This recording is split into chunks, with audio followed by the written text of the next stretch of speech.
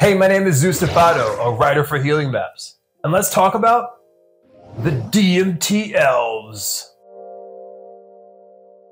Yeah, I said elves, not like the ones in Lord of the Rings or your favorite RPG game. We're talking about DMT Elves, but more specifically, self-transforming machine elves. The idea of these self-transforming machine elves are from the late ethnobotanist Terrence McKenna. In the mid to late 90s, McKenna used this term to refer to a specific group of entities that he encountered during an intense DMT trip. He called them self-transforming machine elves because he stated that, unlike traditional elves, these beings were composed of iridescent gems that continuously morphed, giving them a machine-like appearance. According to McKenna, these self-transforming machine elves seem to live in a subterranean, almost cave-like setting. When McKenna arrived in his DMT-induced environment, he said these elves would approach him and try to communicate with him, but not like how I'm communicating with you. Instead, these elves would display holographic-like geometric objects that varied in color and size. McKenna would then understand these objects were a form of communication from these DMT beings. You know how when someone completely understands what you mean, they respond with, "I see what you mean." Well, Terrence McKenna actually saw what these self-transforming machine elves meant. These elves would then entice McKenna to communicate with them by creating his own colorful geometric objects from thin air. And he did it. Somehow in this DMT reality, he made it happen. McKenna also stated that these elves knew that their time with him was pretty short, so there was a sudden urgency to begin communication with him. Once the DMT trip approached the end, these elves would slowly bounce back into the darkness of the cave, chanting "Deja vu" in whatever weird geometric language they had.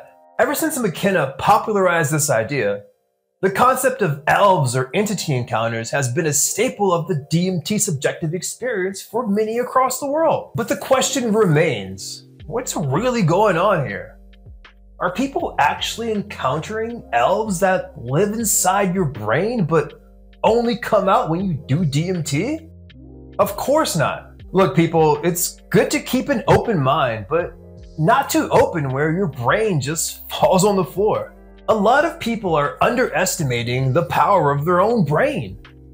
Can the brain create hallucinations and illusions that seem real? Of course. Is it possible to communicate with these brain-created entities and think they're real? Absolutely. Heck, you talk to yourself every day. You ask yourself questions. You even agree with yourself as if you're some other person. The mind manifesting weird, alien-like creatures is not even the most interesting thing the brain can do. Not even close. Now, the argument against this is, well, everyone sees these DMT elves if you take a large enough dose. Well, not necessarily everyone. I mean, there are reports of people not having these entity experiences when they take DMT. But let's just say for this argument that everyone that takes an acute dose of DMT encounters these entities. That would actually tell us more about the brain than anything else. It shows us that despite our vast cultural and behavioral differences, we all are operating with somewhat of the same bioneurological tools. And that this tool, which is our brain, is capable of doing something incredible but similar within all humans.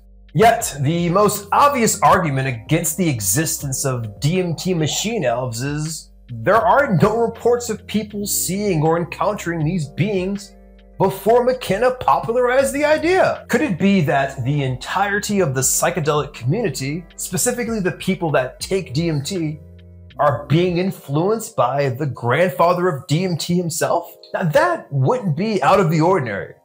The first time I heard of DMT was in a recorded lecture from McKenna. In fact, the first time I did DMT, I encountered the same self-transforming machine elves as McKenna described. So it's not that weird that the mere suggestion that a person will see something will influence a person to actually see or experience something. That's just how our brains work, and psychedelics greatly affects our brain, which means it can ultimately trick our brains into believing that we're talking to self-transforming machine elves when ultimately they don't exist.